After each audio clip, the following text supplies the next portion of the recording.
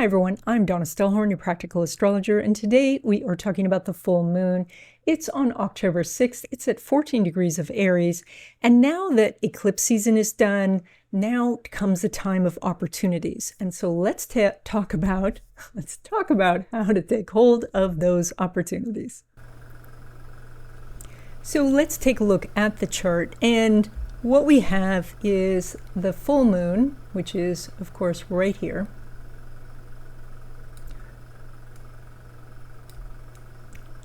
I'm still learning how to draw. And so with this full moon chart, we look at what kind of aspects it's making and what else is going on in the chart. And very specifically, the things that are jumping out at me, let me get rid of those blue lines, is that we've got Mercury here at 0 degrees and then Neptune here at 0 degrees. Now 0 degrees is a very interesting energy, because different than 1 degrees and 2 degrees, 0 is all possibilities. There's a myriad of possibilities, and it can feel so much so that it's overwhelming. And having two planets in this position, and exactly in an inconjunct, and both of them ruled by Mars, because the Mercury in Scorpio is ruled by Mars, and the Neptune in Aries, of course, is ruled by Mars. And in this chart, we have Mars in Scorpio, feels very at home in Scorpio. So here you have an ability to take action, but you have all of these possible things that you can do. And all of them are going to take a little bit of work, because even though the Neptune can give you the idea that you could just slide right in, that it's easy, and the Mercury says, here are the steps to take, so you know what to do, it still has enough of an effort to it that it's going to be different. And that's the thing that the eclipse wanted us to do anyway, is to end something that we're familiar with and try something new. And so this chart really epitomizes that. And because it's a full moon chart, everything's lit up. It's right here to say, look, over the last couple of weeks, the universe has been saying, here you go, here you go. And maybe now is the time that you can say, oh yeah, there's enough light here, there's enough energy here, I see the possibilities, and I'm going to grab hold of it. Another really interesting part of this chart is the Venus sitting right there with the South Node. So Venus is what we want and what we like and what we think will be comfortable and delicious, and the South Node is the familiar. So right there we have this desire to stay with what we know. And yet with these two planets at 0 degrees and this full moon saying the energy is very high, now's really the time to say, what can I do that's different? What's the different path I can take? How can I think differently? How can I take a different route, to what I want to do? With an astrology reading, you get more information about who you are, your talents and abilities.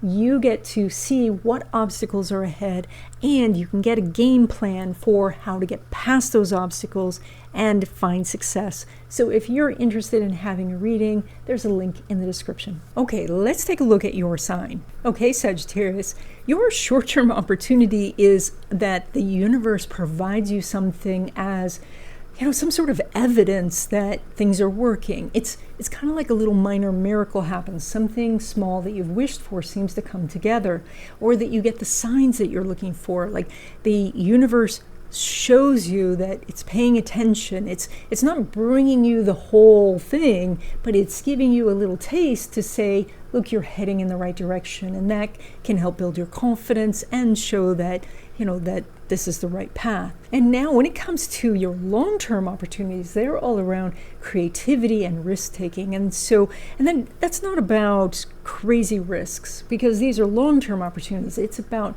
putting your foot on a different path where you can be more creative, where you can express yourself.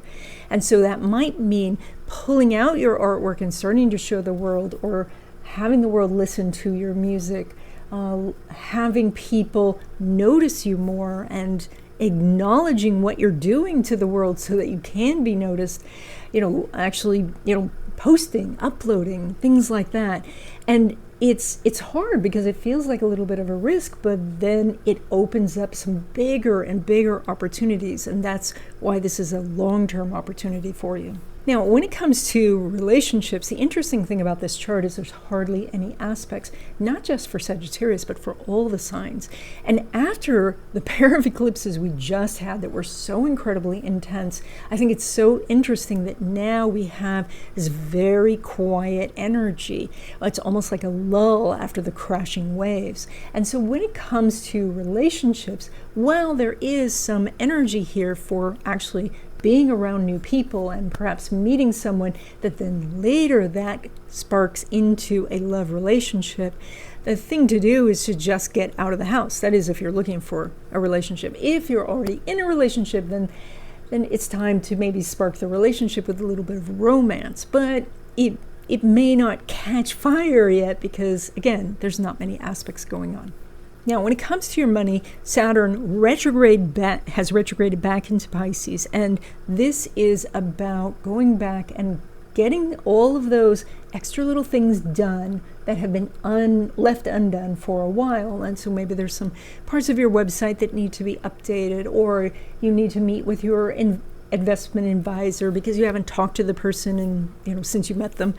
And those things, those small little things that you have to clean up, that's the thing to do during this retrograde time. There's some energy around real estate. There's some energy around family legacy or legacy planning. There's some energy here about more sort of philosophy of money and how you feel about money, maybe looking at the book like Psychology of Money to really understand what the blocks are. So, really digging within to see what's going on. Now, when it comes to money from business and as well as money derived from career, like I said, there's hardly any aspects, but you, Sagittarius, are doing one of the rare aspects, and that is that Venus is making an opposition to Saturn. And so that is when it comes to your career, if you get a paycheck, you can approach your boss and start a conversation about what it's going to take for you to get the raise. Now, with so few aspects, it's quite likely that this conversation would extend longer than the 2 weeks.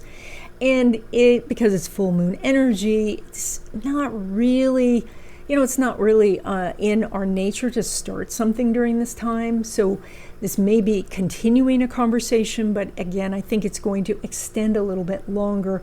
But this is mostly about trying to get on the same page, to come together for a win-win.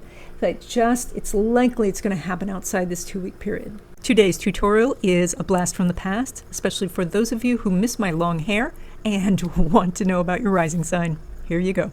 I'm Donna Stellhorn, and here are 3 things you may not know about your rising sign. Number 1, your rising sign is based on your time of birth and location of birth, and the rising sign changes every 2 hours. And so over a 24-hour period, we will go through all 12 rising signs, which means that sometimes even twins have different rising signs. Number 2, your rising sign is how you appear to others, and so they may see you as your rising sign more than your sun sign. Rising signs can also affect your appearance, and so you might find that you look more like your rising sign. For example, Taurus can have a gap in their teeth, or Virgo might have very long, beautiful fingers, or Scorpio has very piercing eyes. This is based on the rising sign, not on the sun sign.